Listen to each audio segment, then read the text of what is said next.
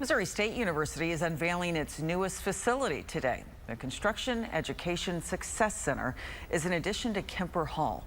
The 10,000 square foot space is designed to educate more construction majors and meet industry needs. The center includes a 30-foot high training lab, a space for students to get hands-on experience with full-scale construction activities like aerial lift training and crane safety. There's also a construction management lab, a study lounge, and a rooftop terrace. The program director says the new facility will make a major impact.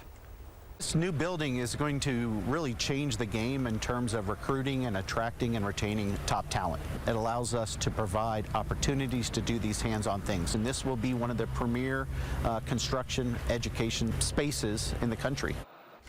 The $9.6 million project was paid for by the Mo Excels Workforce Initiative and private donations.